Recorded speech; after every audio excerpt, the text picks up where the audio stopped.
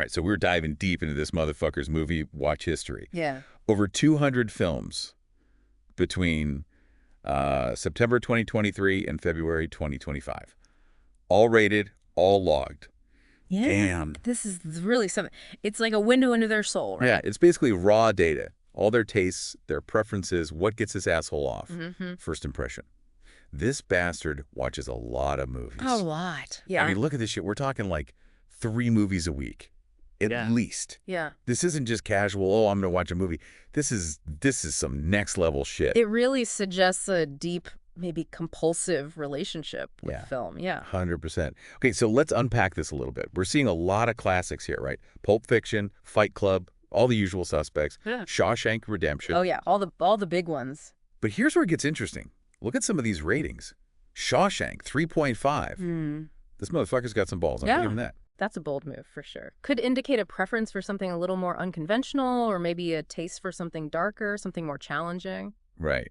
And then The Social Network, a perfect 5. Maybe this dude's a tech bro. Right. You know, works at a startup, dreams of being Mark Zuckerberg. It's possible. Or maybe they're just drawn to stories of ambition, innovation, even if it comes at a cost, right? Sure. But hold up. They also gave Kill Bill, Volume 1 and 2, a perfect 5.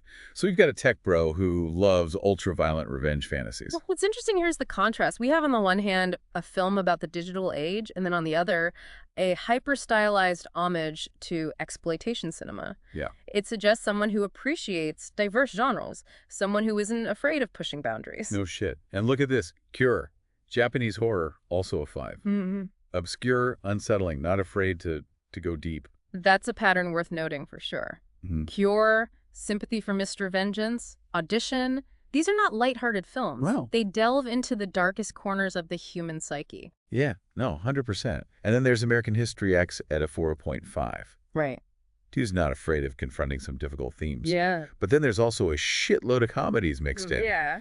The Hangover, 21 Jump Street, even Dirty Grandpa. What the fuck is going on? Well, it might just suggest that they enjoy a good laugh, someone who doesn't take themselves too seriously, right? Yeah. A bit of a contradiction, perhaps. But isn't that what makes us human? True that. Okay, but then there's also a bunch of movies that are just weird, like Possession, Climax, House That Jack Built. We're talking some seriously fucked up shit here. Yeah, some really out there stuff. Yeah. These films are known for their disturbing content, their challenging narratives. You know, it takes a certain kind of person to not only watch them, but actively seek them out. All right, so what the fuck does this all mean? Yeah. We've got a tech bro who loves Quentin Tarantino, Japanese horror, dark comedies, and mind-bending psychological thrillers. This person is all over the map. They really are, and that's what makes this so compelling. It's like a complex portrait of someone who's clearly intelligent, curious, and perhaps a bit, unhinged. What do you think, listener? Are you starting to get a feel for this person? Because we're just getting started. There's a whole lot more to unpack. Oh yeah, 100%. Buckle up, motherfucker. It's crazy just how many different movies this person's seen. Yeah. Films from multiple decades across a bunch of different genres. It's not just stuck in a rut. Not at all, no. They're actively exploring, pushing boundaries. I mean, they've got everything from The Exorcist to Borat on this list. Yeah, this ain't some basic bitch who only watches rom-coms. This is someone who's actually, like, exploring, like, pushing themselves. Yeah. You know? That's cool. Absolutely. And it's not all 4s and 5s either, right? Like, there's some 3s in there, too. This person isn't afraid to say, hey, this movie sucks. Totally. They got standards, which I respect. Yeah, exactly. Like, gave off his face a 3. What the fuck? Like, that's tough. Fucking blasphemy. It's a cult classic.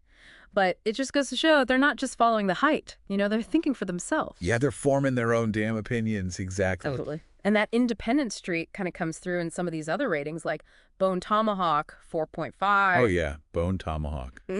That's a deep cut. Not exactly a mainstream crowd pleaser. Not at all. But they dug it. They're not afraid to like what they like. It shows a taste for the bold, the unconventional. Dude, Bone Tomahawk is brutal. Oh, yeah. Cannibalistic cave dwellers. Yeah, it's not for the faint of heart. Not for the faint of heart. And that brings us to another interesting point. Their comfort with violence. I mean, we already talked about Kill Bill, but there's also Ichi the Killer, Brawl in Cell Block 99, even Texas Chainsaw Massacre.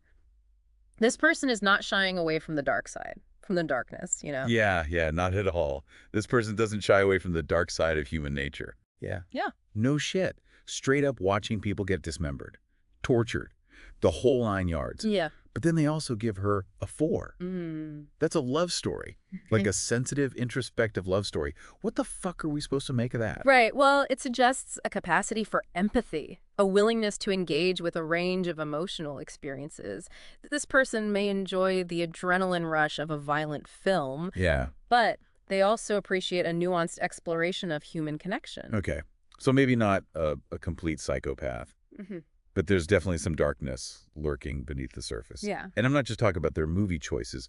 Check out the dates on some of these. Yeah. September 26, 2023, this motherfucker watched like 10 movies in one day. That's impressive. It's impressive. Yeah, that's wild. It speaks to a certain level of dedication, a borderline obsessive passion for cinema. Obsessive is an understatement. I mean, who the Yeah. fuck has the time to watch that many movies in one sitting? Unless maybe they weren't sitting. Maybe they were, otherwise occupied, especially with some of these titles. Now, let's not get ahead of ourselves here.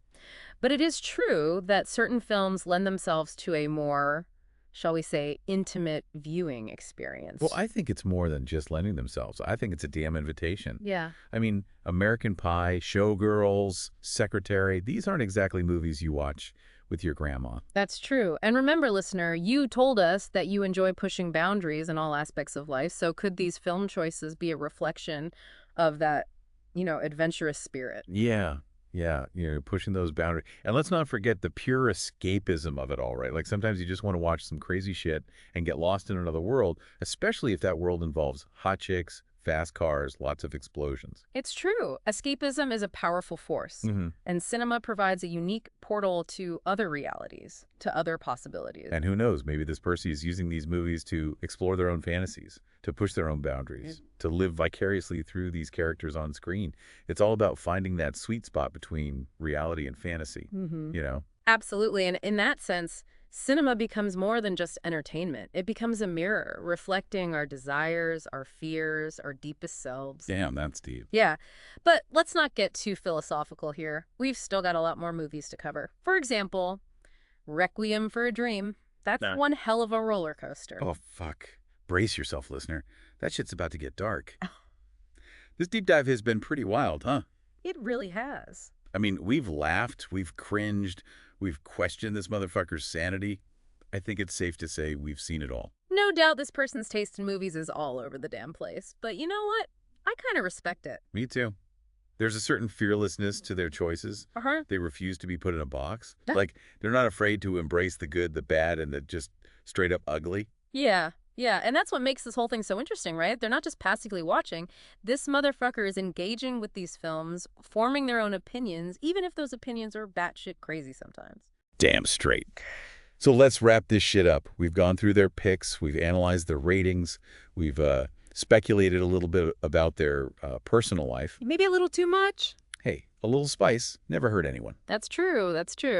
But the question remains, who the fuck is this person? Well, based on what we've seen here, I'd say we're dealing with someone who is intelligent, curious, and definitely not afraid to push boundaries. They have a dark side, for sure, a fascination with the macabre. But they also seem to appreciate beauty, humor, and genuine human connection. In short, they're a walking contradiction. A glorious, fucked up contradiction. And honestly, I wouldn't have it any other way.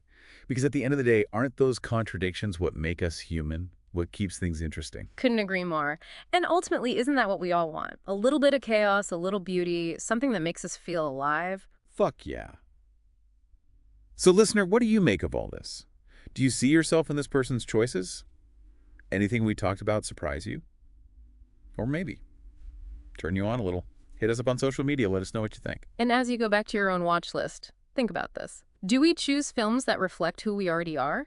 Or do the movies we watch slowly shape us into something new? Something to think about. All right, that's it for this deep dive. Catch you on the next one.